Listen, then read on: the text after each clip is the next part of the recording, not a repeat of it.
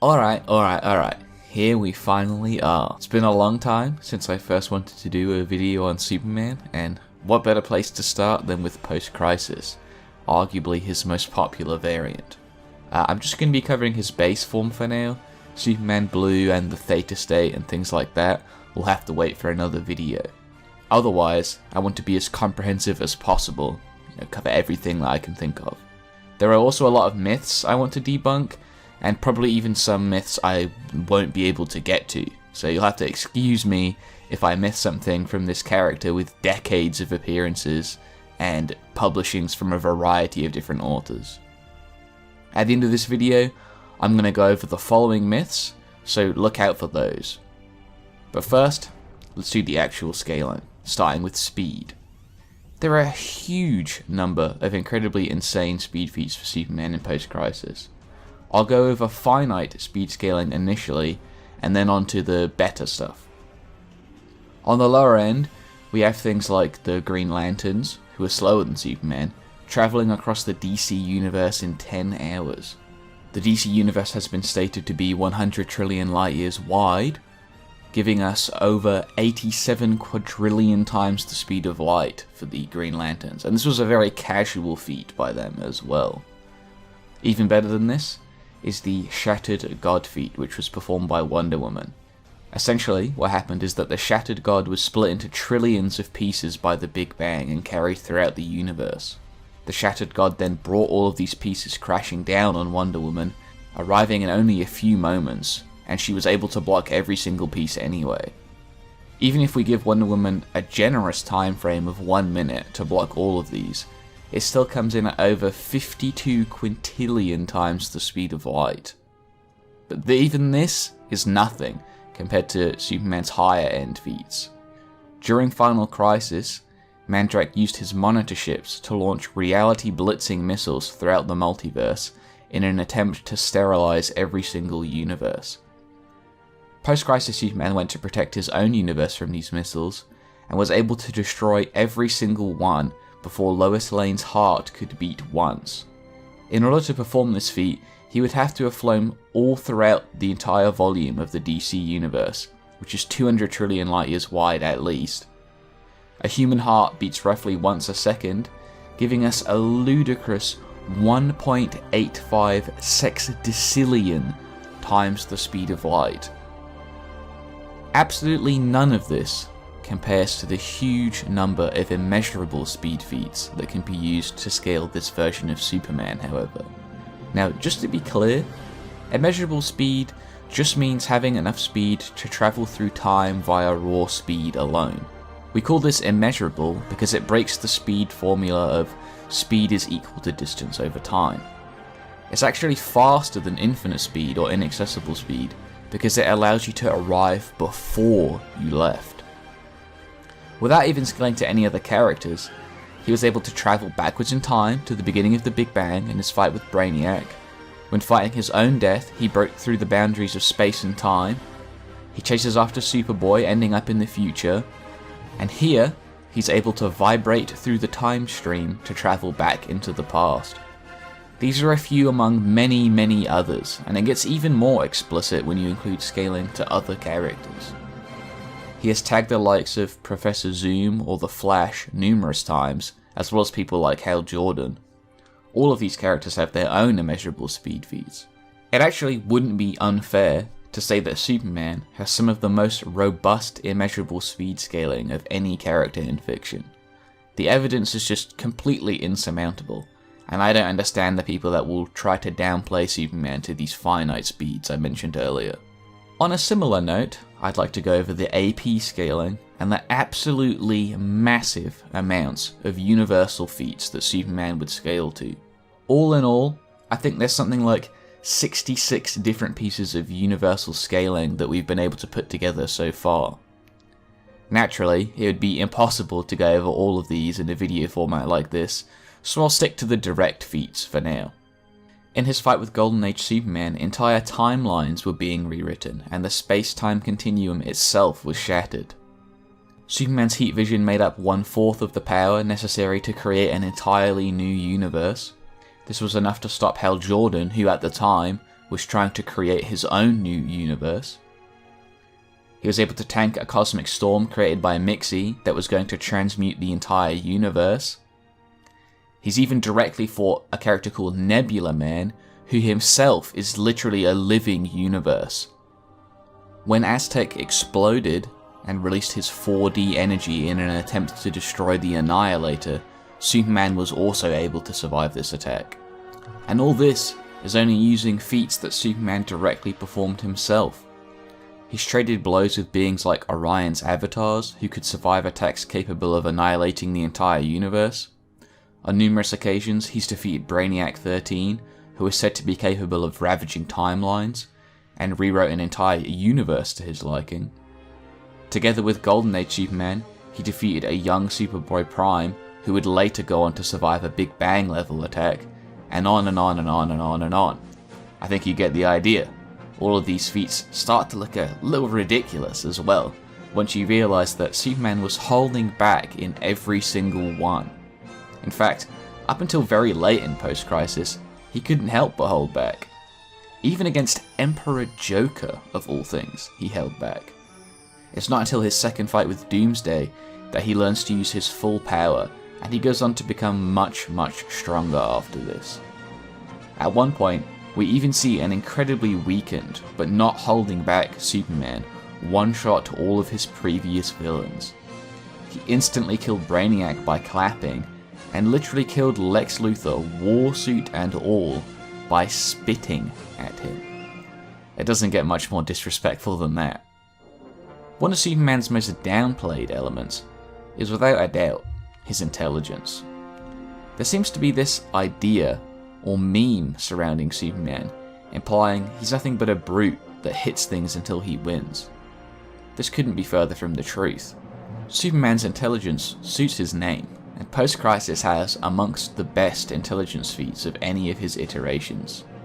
For starters, the Man of Steel has mastered many languages from all around the planet, including but not limited to Japanese, Spanish, French, German, Italian, Farsi, Portuguese, and of course, English. This is impressive but relatively mundane. After all, a normal human can accomplish greater. A feat beyond the abilities of any human, however, is his recreation of the Miracle Machine. The Miracle Machine is the ultimate refinement of all Green Lantern technology, and he rebuilt it by memorizing every single minute detail of its construction after only seeing it for a few seconds. Brainiac also says that Superman is 1,000 times less intelligent than himself, which is actually a really good feat for Superman, because Brainiac is smart enough to sort through the knowledge of 7 octodecillion beings. That's a 7 followed by 57 zeros. Later on, when Superman was looking for Highfather's staff, he was able to calculate the infinite shifting points along the source wall in order to accurately locate it. Post-Crisis was similarly able to find a weakness in a ship that was infinitely programmable and constantly self-repairing and adapting. In some cases, his analytic abilities go beyond just normal sensory capabilities and straight into precognition. He was able to discern the ballistics of every bullet that Bloodshot had ever fired after just meeting him. He's demonstrated this precognitive ability in the past too, being able to predict an earthquake in Central America before it happened. Adding on to this, his actual perception goes beyond the norm as well. It's stated that Superman's vision extends out to infinity, and that he is capable of seeing otherwise invisible beings like spirits or those using special stealth technology. Microscopic things like individual molecules or photons aren't beyond his sight either. After entering Bleed Space, the hero's vision grew even further, allowing him to perceive things on a 4-dimensional level. On top of his incredibly robust speed scaling and phenomenal intelligence, Post-Crisis has an admirable suite of hacks. Starting with one of his lesser known powers, regeneration. Superman has displayed minor feats of regeneration in the past, like the regeneration of his heart. After being cut apart by a micro-tesseract swarm, he was able to pull his body back together, and he could even regenerate after all of the matter on his body was sucked off by the creatures inside of the Phantom Zone that were attempting to turn him into a phantom themselves. He also has his classic heat vision, but I've never seen it given the credit that it's due. It's not just a laser, guys. It has been shown capable of contending with Martian Manhunter's Martian vision, which can affect things on a subatomic level. Superman himself was also able to give Evil Star a bad case of subatomic indigestion using his heat vision. This same heat vision has matched Darkseid's existence-erasing Omega beams as well. He can even affect spirits and other intangible beings with this power.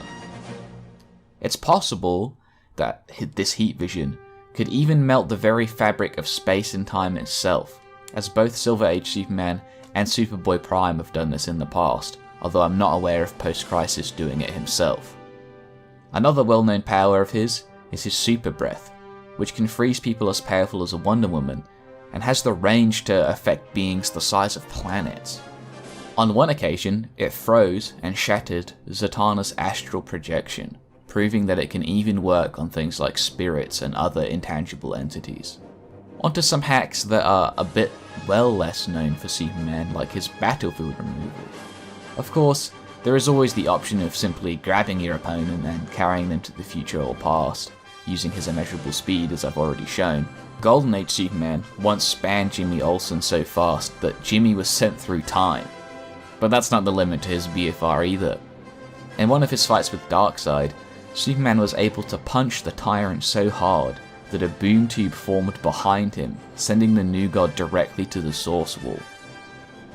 In order to save Earth, he has also vibrated a phantom planet outside of the Omniverse entirely. This is somewhat related to one of Superman's other abilities, his phasing. We see him use this every now and then, like when he's able to touch Martian Manhunter mid-phase, or he makes Doomsday's, Mongols and Mongals attacks completely useless against him.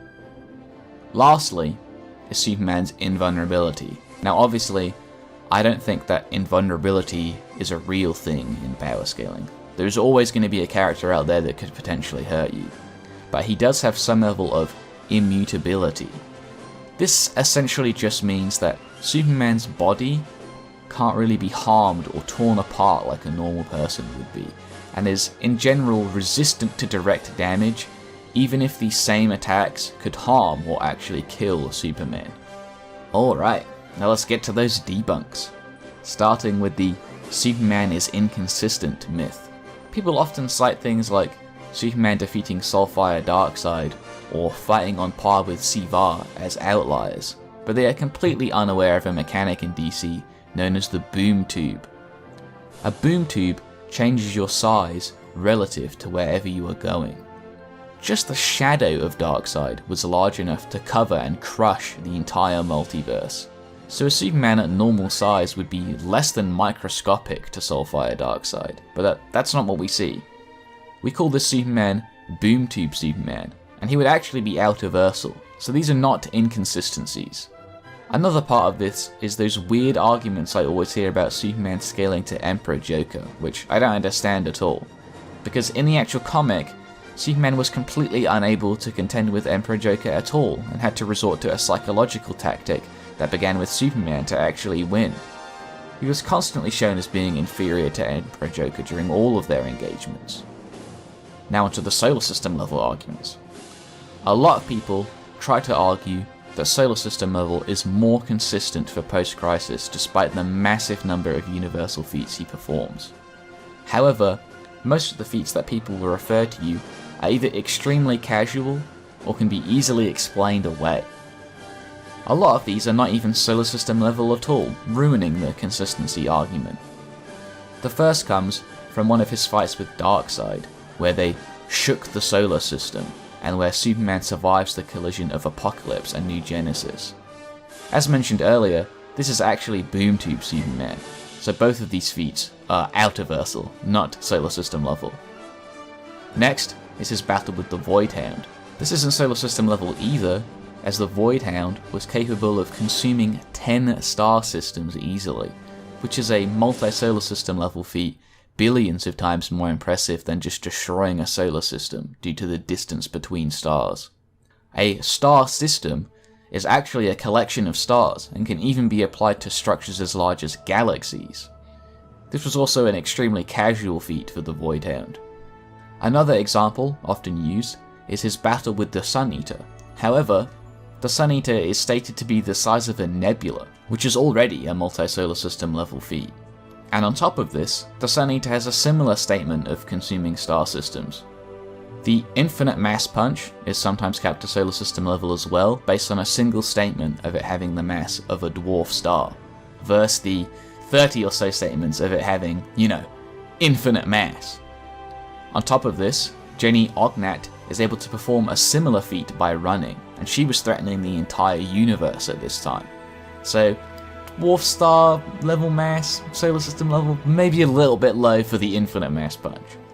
Mogo lighting up the universe is sometimes calculated to solar system level, as well as Alan Scott threatening to destroy the solar system. However, both of these are extremely casual feats that only happened as a result of their deaths. In Mogo's case, it makes even less sense, as the DC universe has been repeatedly stated to be infinite in size. Somehow these people think that lighting up an infinite universe is only solar system level? That's not the only thing even happening in this scene either. Mogo wasn't just lighting up the universe, he was restoring it. On top of this, there are many Universal Plus level feats for the Green Lanterns, and Lex Luthor himself has explicitly described Green Lantern rings as being extra-dimensional technology. Both Alan Scott and Mogo have both been shown to be much weaker than Superman as well, so both of these are actually just more pieces of universal scaling for Superman. At one time, Superman was nearly killed by the 50 Kepler supernova, but he was literally being blasted by red sun radiation during this entire feat and was incredibly weakened. Next is the cherry-picked black hole feat that it looks like he's having a lot of trouble with. This black hole was stated to be a threat to the entire solar system, but Superman isn't distressed here because of the black hole's raw power. It's because the mnemon living inside the black hole was sending mental images of all the people he had killed over his lifespan into Superman's mind. This is a sad Man of Steel, not a struggling one. The only other feats that ever get mentioned are Superman extremely casually throwing a compressed solar system, and another feat of Jon Stewart equally casually recreating a solar system. You have to really have your head up your ass to think that these should be the limit to Superman's power, however.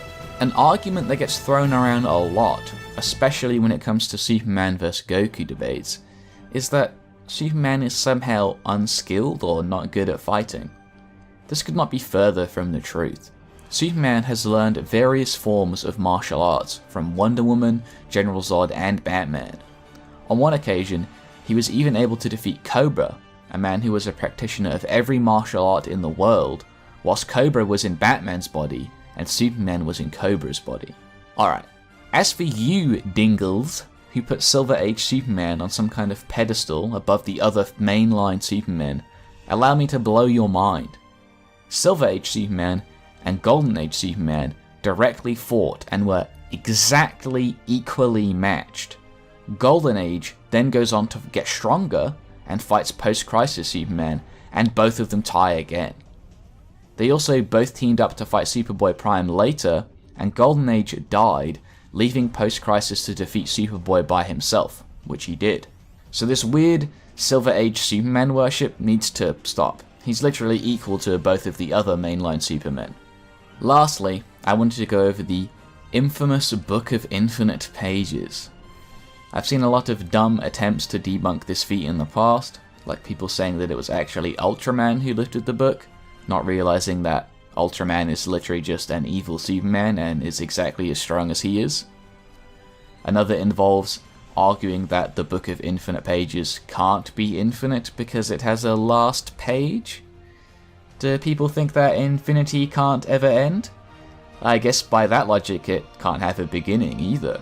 If I take a line and extend it out to infinity away from me, does the start of the line right in front of me now no longer exist because it's infinite in length?